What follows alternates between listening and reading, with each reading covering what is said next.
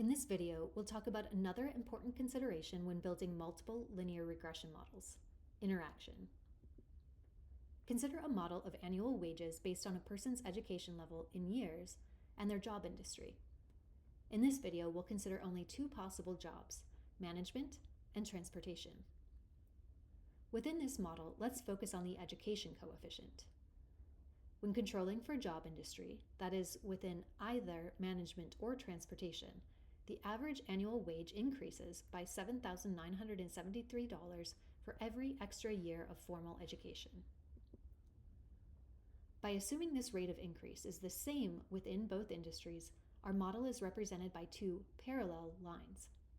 That is, our wage model assumes that the benefits of more formal education, in terms of wages at least, are the same in both job industries. But something doesn't quite seem right. Our experience suggests that advanced educational training is more important in some industries than in others. In fact, if we let the trend lines follow the underlying data as opposed to our original model, our underlying data shows that the average wages rise faster with education in the management sector, which has a steeper slope, than in the transportation sector, which has a lower slope. This plot provides some evidence of interaction. In general, let y be a response variable and x1 and x2 be two predictors. Our previous multiple linear regression models have assumed that the relationship between y and x is independent of or unrelated to x2. In contrast, if the relationship between y and x1 differs depending upon the values or categories of x2, we say that our two predictors interact. For example, the relationship between wages, y, and education, x1, differs depending upon the job industry, x2. Thus, education and job industry, our two predictors, interact. Luckily, we can fix our model to reflect this interaction. Recall that when our predictors x1 and x2 do not interact, we can model the expected or average value of y given x1 and x2 by beta 0 plus beta 1 x1 plus beta 2 x2. If x1 and x2 do interact, then we can incorporate an interaction term into our model. Mathematically, the interaction term is the product of these two predictors.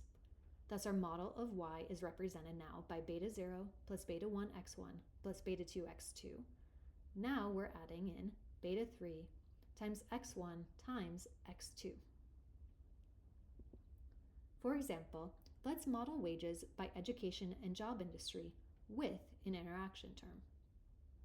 Now, once we build this model, we can use it much the same as we did with our more familiar models. First, let's write out our model formula. The expected wage given a person's education and job industry equals negative $65,590 plus 8,678 times education plus 90,232 times transportation minus 7,580 times the product of education and transportation. To get a handle on this long formula, let's use it to make some predictions. First, let's predict the wage for somebody that has 15 years of education and works in management. First, we can plug in 15 in both the education term and in the interaction term, where education appears again. Similarly, since we're interested in the management sector, not transportation sector, we can plug in 0 in both the transportation term and where transportation appears again in the interaction term.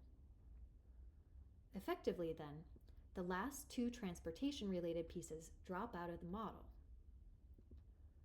And we have a predicted wage of $64,583.50.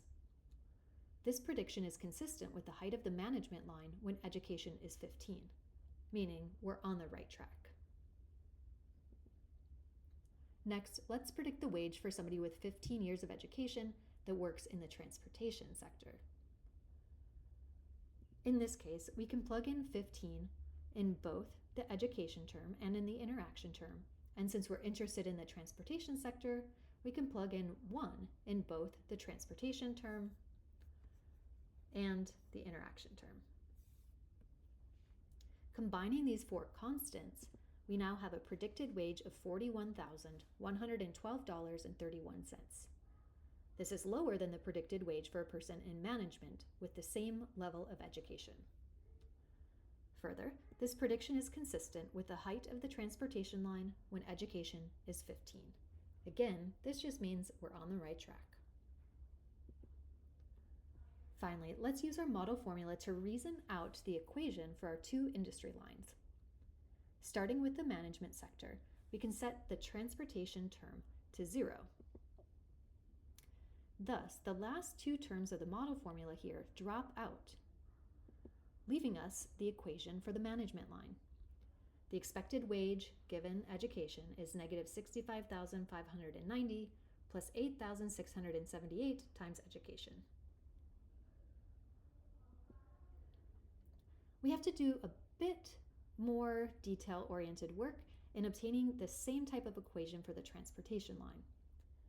In this case, we set the transportation value to 1, which basically just means that in comparison to the model line for the management sector, we have an additional constant and an additional education-related term. We can simplify this equation by combining like terms. First, let's combine the two constants, negative $65,590 plus $90,232. Next, let's combine the two education terms by adding together their attached coefficients, 8,678 minus 7,580. The resulting equation for the transportation line is 24,641 plus 1,098 times education. Stepping back and remembering the bigger picture, including an interaction term produced the equations here for the relationships between wages and education in the management and transportation sectors. Importantly, not only do these have different intercepts, they have different slopes. Comparing the two, notice that the transportation equation has a higher intercept, indicating that the baseline wage starts out higher in the transportation sector. However, the transportation equation has a lower slope, indicating that the average wages increase more slowly with education than they do in the management sector. We observe the same phenomenon in the plot of the model. Wages start out higher in the transportation sector, but grow more slowly. They start to be outpaced by the management sector, starting with education levels of around 12 years.